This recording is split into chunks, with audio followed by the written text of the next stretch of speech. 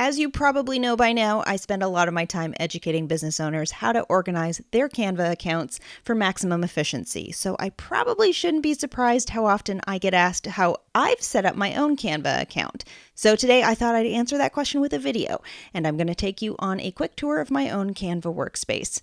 As a Canva Verified Expert who practically lives in Canva every day, having a super organized setup is absolutely essential for me, and I've refined my folder structure over time to make everything easy to find and use.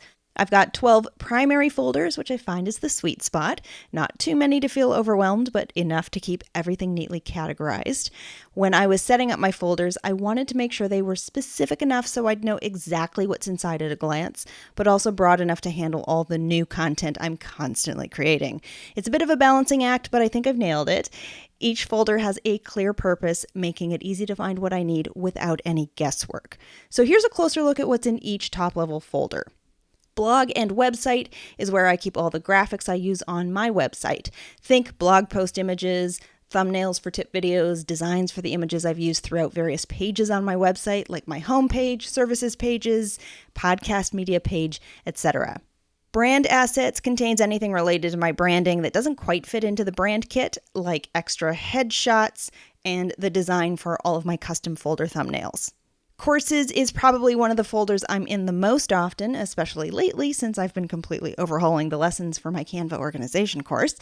This folder contains any of the designs for my lesson slides, video thumbnails, worksheets, promotional graphics, and affiliate graphics for my courses. Digital products doesn't get used quite as often, but that's where all the designs and assets for my Canva template bundles live. Freebies has subfolders for all of my free offers and their supporting materials. For example, you'll find the Canva Organization Roadmap and the Introduction to Canva Resource Bundle in here, among other freebies. Presentations houses any slide decks for presentations I give outside my courses. Social media is pretty self-explanatory, and it's where I store anything social media related, from Instagram posts to Pinterest pins.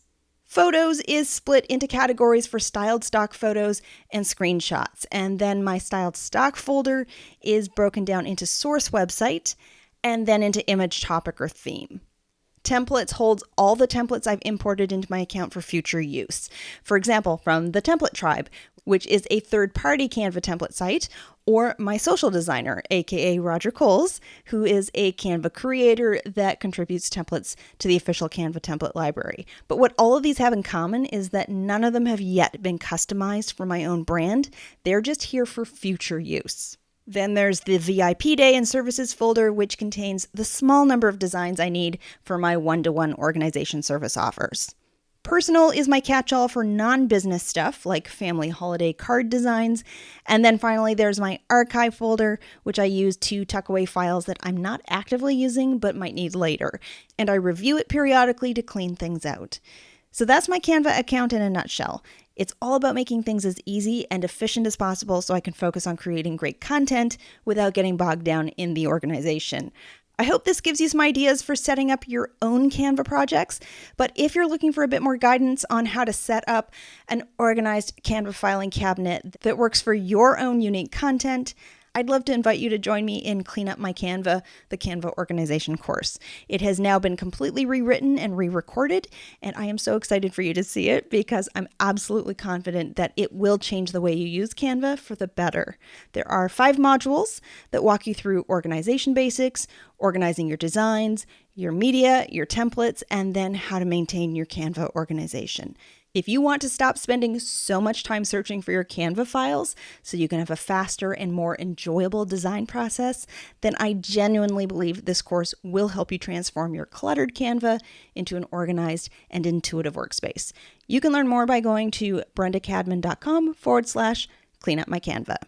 If you haven't yet upgraded to Canva Pro, I encourage you to give it a try. Learn more about how to get a free 30-day trial of Canva Pro and a free mini course to help you maximize the value of your Canva Pro subscription at brendacadman.com/pro.